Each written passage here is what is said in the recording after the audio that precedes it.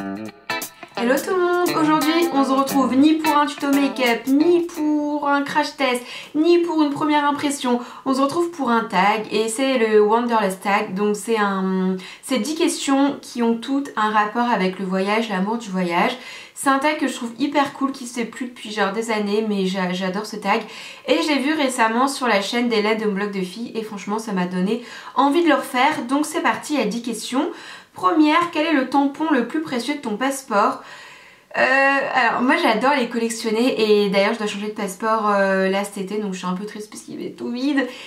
Le tampon le plus précieux, je dirais soit le tampon du Japon, soit le tampon de l'Afrique du Sud. En fait c'est deux pays que j'ai adoré, ces deux pays je veux dire où tout le monde ne va pas dans ces pays là, donc voilà, pour moi c'est des tampons précieux si je puis dire quoi. Ensuite, numéro 2, connais-tu ton numéro de passeport par cœur?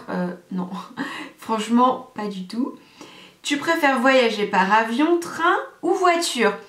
Alors, en fait je suis pas fan de l'avion. Enfin, j'ai pas forcément peur de l'avion, mais je suis pas fan. Décollage et atterrissage, c'est le truc qui me fait... Ouais, je suis pas bien, je suis un peu stressée, je suis un peu angoissée. Après, tout le long du vol, ça se passe très bien, je dors, etc. Mais c'est vrai que l'atterrissage et le décollage, je suis vraiment pas bien, j'angoisse un peu. Mais bon, ça m'empêche pas de voyager, ça m'empêche pas de prendre l'avion. Après, tout dépend d'où je vais, tout dépend de ce que je vais faire. Voilà, pour des longs voyages, il n'y a pas le choix que de prendre l'avion, clairement. Après, voilà, dans la vie de tous les jours, entre le train et entre la voiture, je préfère prendre la voiture. Par exemple, pour faire chez mes parents en France, à Paris, clairement, j'aime pas le TER, j'aime pas le métro, ça m'énerve, je supporte pas, donc je préfère clairement prendre ma voiture. Voilà, qu'on est dans la voiture, on est tranquille, on met la petite radio, on peut être 2, on peut être 3, on peut être 4, voilà, on peut faire des courses, on peut tout mettre dans le coffre. Ouais, clairement, si je dois choisir pour faire les longs voyages, l'avion comme tout le monde. Après, si je dois choisir entre le train et la voiture, je préfère quand même la voiture, sauf bien entendu pour des gros trajets, genre un Paris-Marseille, je vais pas le faire en voiture, je vais mettre 9 heures. Donc je vais le faire en train.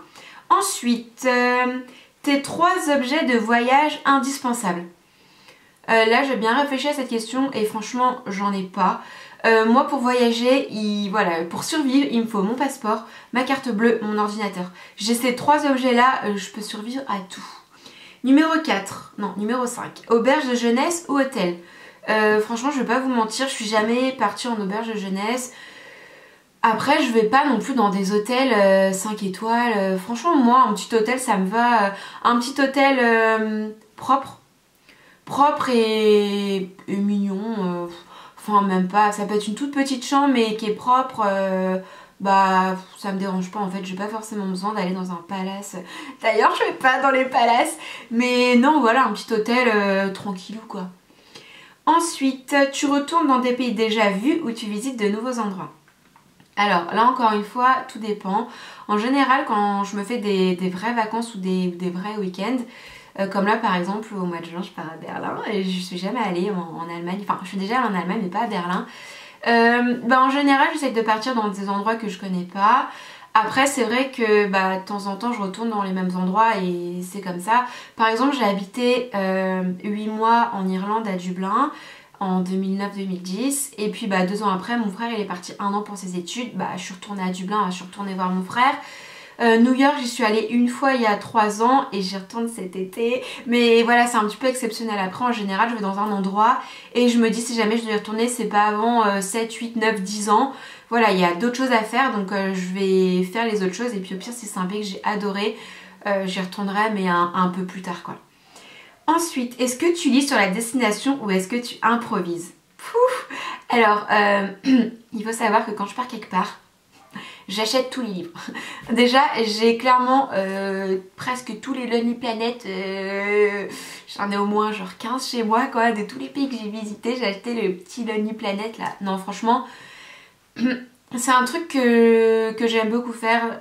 En gros, en fait, dès que j'ai acheté mon billet d'avion, pour moi les vacances elles approchent quoi, même si parfois c'est 4, 5, 6 mois après, dès que mon billet d'avion est acheté je sais que je vais partir, ça motive, dans ma tête je pars et j'ai besoin d'acheter le livre, voilà je prépare un petit peu mes vacances, je me renseigne un peu sur le pays, ouais je sais pas, le voyage il se rapproche un petit peu plus et ça me fait un peu rêver. Après je dis pas que je fais des vacances que en fonction du livre, non, mais j'aime bien acheter le livre pour savoir, je sais pas, s'il y a des trucs à voir, des trucs à faire, des trucs importants, enfin voilà. Et je vais aussi sur des forums. Là j'aime bien. Je vais sur des forums, je discute avec des gens et j'ai des avis, je sais pas s'il y a un resto à pas louper, s'il y a des excursions qui sont proposées dans les livres et au final qui n'ont pas d'intérêt. Voilà, en gros je prends des avis un petit peu par-ci par-là et je les inclus dans mes vacances et après il y a plein de journées de vacances où on n'a rien de prévu, on se balade et on voit où la vie nous mène et on fait des... Voilà, on découvre de super trucs. Ensuite, ton site de voyage préféré. En fait j'ai pas vraiment de site de voyage préféré parce que je prends jamais des voyages vol plus hôtel plus circuit plus machin truc. Je prends mon vol à part, mon hôtel à part ou mon Airbnb à part, enfin voilà, je prends pas des trucs déjà tout faits. De temps en temps, enfin maintenant ça fait au moins 3-4 ans que je suis pas passée par ce site-là, mais je suis déjà passée par le site qui s'appelle Voyage Privé et je suis partie avec Voyage Privé, enfin en fait j'avais pris que l'hôtel. C'était pour aller à Barcelone il me semble. Et voilà, donc c'était pour la Barcelone, ça s'était très très bien passé. Je suis allée, ouais, par contre Barcelone je suis allée plusieurs fois. Mais voilà, à chaque fois je suis passée par Voyage Privé. Et j'aime bien parce que ce sont franchement souvent des superbes hôtels qui sont hyper bien placés avec la piscine etc. Et voilà, vous avez tout le temps des offres promo etc. Donc ils sont pas très très chers, ils sont beaux, bien placés. Et ouais, c'est un petit peu des petits hôtels de luxe quoi. Et ensuite, numéro 9, où recommanderais-tu à un ami de voyager? Quel pays, quelle ville? Là encore, tout dépend. Ça dépend. Si c'est pour un couple d'amis, je leur dirais d'aller au Japon. Et notamment d'aller à Kyoto, puisque franchement j'ai adoré, enfin Kyoto c'est tout en fait, c'est le calme, mais à côté de ça c'est la ville, mais il y a plein de temples, mais c'est apaisant, il y a plein de petits restos trop mignons, il y a des rues trop mignonnes, les japonais sont hyper gentils, la nourriture est excellente, enfin voilà, un couple je dirais Kyoto.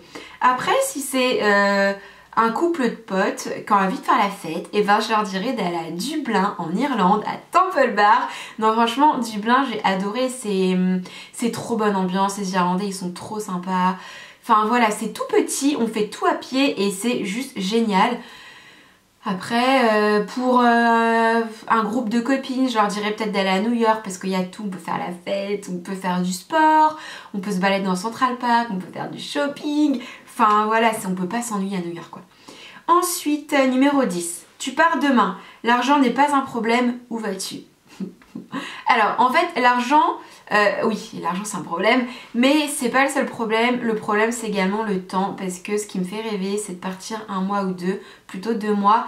Et clairement on peut pas poser 2 mois de vacances ou... Enfin c'est compliqué pour moi et pour mon copain. Et c'est un voyage que j'ai envie de faire qu'avec lui. Et on en parle et un jour on le fera.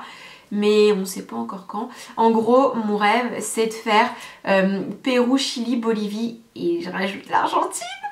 Et voilà, en gros c'est de faire 2 mois dans chaque pays et de partir un petit peu à l'aventure en mode, je dis pas Pékin Express parce que je veux un truc quand même organisé et tout, mais je voudrais partir avec mon sac à dos et pas de maquillage, rien du tout, et pas de beaux habits et des baskets, on se balade, on marche et on marche. Et voilà, pas de téléphone portable, pas de Facebook, pas d'Instagram, rien du tout, enfin vraiment être coupé du monde et de vivre vraiment ouais, comme les gens là-bas, enfin aller dormir chez eux et tout, enfin voilà, ça c'est genre vraiment mon rêve. Et j'ai pas envie de faire... limite on pourrait faire 2 semaines au Chili, 2 semaines en Pérou et 2 semaines en Bolivie. Enfin faire ça un an par un an quoi. En gros un pays par un pays. Mais j'ai pas envie, j'ai vraiment envie de partir 2 mois et de faire 2 semaines dans chaque pays. Et voilà, donc c'est compliqué quand on a un job de partir 2 mois quoi. Donc voilà, ce petit tag est terminé, donc j'ai trouvé plutôt cool. Maintenant, à vous de me dire dans les commentaires, de répondre à la question: si vous partez demain, l'argent n'est pas un problème, ni le temps, où allez-vous? Donc voilà, maintenant c'est à vous de jouer, et en attendant une prochaine vidéo, moi je vous fais plein de gros bisous, je vous dis à très vite. Bye!